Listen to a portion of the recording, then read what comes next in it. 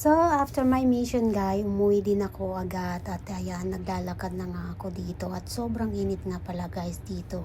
Kaya lang wala tayong magawa kundi tiisin yung init. And by the way, wala pala akong umbrellang dala guys at yun na nga, wala tayong magawa kaya tiis-tiis na lang sa init dito sa Dubai. Grabe yung init dito sa Dubai guys. And anyway guys, andito na nga ako sa metro at nagmamadali na nga ako kasi nahihilo si Inday yung masakit ang ulo kasi nga wala pa siyang breakfast ay umalis na agad kasi mga may interview ako guys. And ayun, inuna ko pa yung interview ko kaysa I mean hindi na talaga ako nakapag-breakfast kasi nga late na rin ako natulog. And wala akong tulog magdamag kasi alam niyo yun guys, nagkape ako ng gabi and hindi na talaga ako dinalaw ng antok. So sobrang puyat ko, so dumating na nga ako guys, andito na nga ako sa bahay at kinuha ko agad yung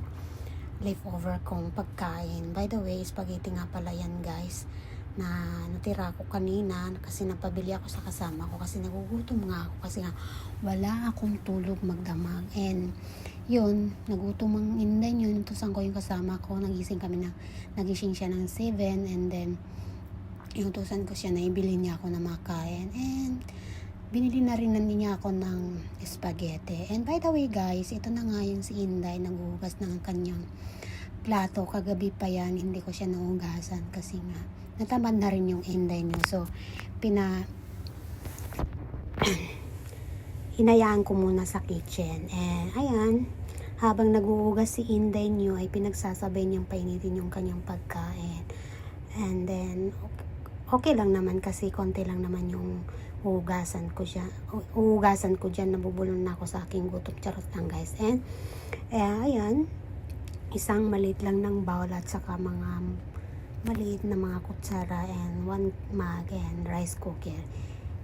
By the way nga pala guys, yung rice cooker ko nga pala dito ay pang family. Imbis na pang single o pang double ay nabili ko yung pang family. Anyway guys, bumili nga pala ako ng single and then hindi ko siya nagustuhan kasi sobrang liit. And then binali ko siya and then yun, hindi ko na kasi chine kung malaki ba siya or maliit. Pagbukas ko, nung nandun ako sa bahay, malaki na naman siyang pang family. So, hindi ko na siya binali kasi natamad na rin ako. So, ayan, ginagamit ko.